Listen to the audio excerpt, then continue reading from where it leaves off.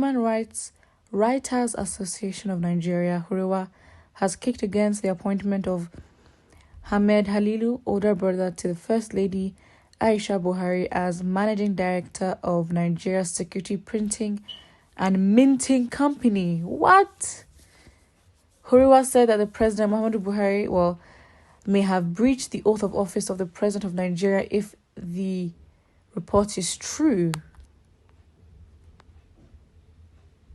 Quoting a media report, the rights group said Alhaji Halilu, an elder brother to the First Lady Aisha Buhari, had headed the company in an acting capacity following the resignation of Abbas Masanwa on May 16, 2022. It was reliably gathered that the president approved the appointment after the recommendation of the governor of the Central Bank of Nigeria, Godwin Emefiele, who serves as the NSPMC board chairman. HURIWA, in a statement endorsed by the national coordinator, Comrade Emmanuel Owubiko, said inasmuch as it is not in doubt whether Halilu is competent or qualified to hold such an esteemed and professionally inclined position given his illustrious academic and working background, but the issue is the ethics of the action of the president and its legality, bearing in mind the fuller import of the constitutionally protected oath of office of the President of the Federal Republic of Nigeria.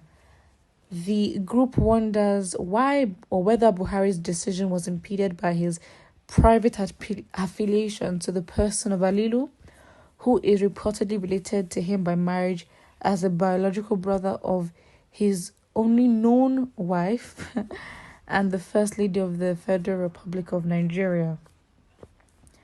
HURIWA said the appointment might border on nepotism, maintaining that it violates the federal character principles of the Federal Republic of Nigeria enshrined in the Constitution of the Federal Republic of Nigeria, 1999, as amended. Citing some sections of the Constitution, HURIWA called on Buhari to revoke the appointment, which may have violated the Constitution, or the National Assembly to investigate the National Assembly, of all people, to investigate the legality or otherwise the appointment of this if it's not challenged before May 29, 2023. What's the point of challenging it now? Buhari, of course, would do this at a time when Nigerians are focused on elections, when everyone is focused on elections, because what kind of work are you trying to give to Nigerians? That's too much. You want them to try to find who they're going to vote for. And I don't think it's even too much work, really, if Nigerians put their time to it, not just to look into this case, but look at the whole Buhari, administration, and make sure that none of them, probably they already are trying to leave with more than they've taken. Really. But also holding these individuals accountable for their atrocities, especially with the Aisha'S protest. Nigerians need to get that question. Who ordered the killings? And it needs to be answered. So, yeah. We may wake up to find out that Mr. President has appointed one of his foreign-educated kids, such as his son Yusuf, as the governor of the CBN, since he can appoint his brother-in-law as head of institution that prints and mints the national currency of Nigeria, the rights group said. Well, absolutely, but it's not, I don't know what else, but it's not surprising. I don't know. What do you think about this? Because this is not going to end. I mean, the fact is we know about all these things, but it's like they're just shoving it in our faces. How, we can tell you these things, but really, what can you do about it? Because really, there's no point talking about all this if I'm going to take action, if we're not going to call for answers. So, yeah.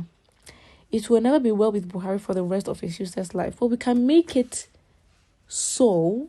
We don't have to wait for the rest of his life. But we can make it so by questioning him before he leaves. And holding him accountable by asking the questions and literally turning this country upside down until things work. This is exactly what has killed Nigeria. He has turned Nigeria into a family liability company. A government of the family, by the family, and for the family. And then his successor, hopefully not, Tinubu has already created that pattern with himself and his family. You blame Buhari, but you forgot that Emefiele, who recommended him, is worse than Buhari. Well, what a coincidence. Emefiele just happens to recommend the president's son-in-law. What? Or not son, no, son-in-law, no, in-law. Not son-in-law. But, really, like, what a coincidence that would be. I mean, wow. Of all people, it's the president's in-law. Oh, my days.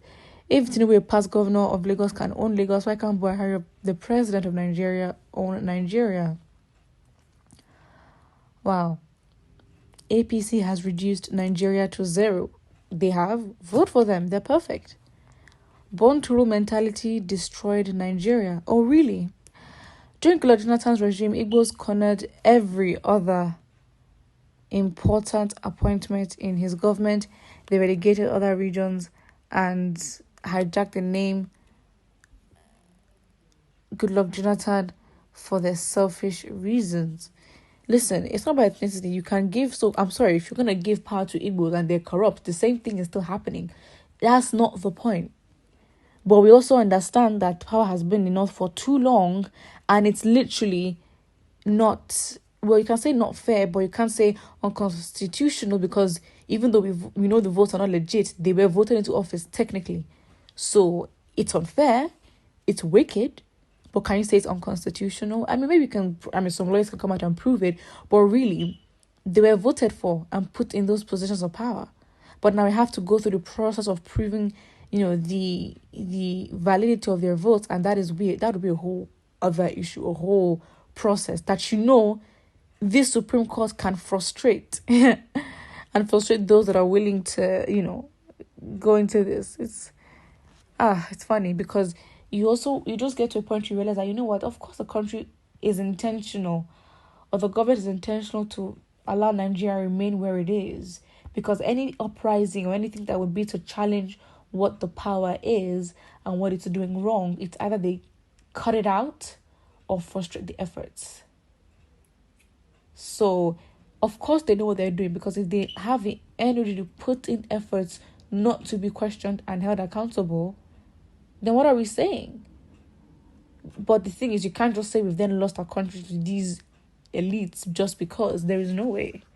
No way. And these are the elites that back in the days, if it were, they would have sold you to your colonizers and your slave masters. Put what you think in the comment section below, and don't forget to like and subscribe.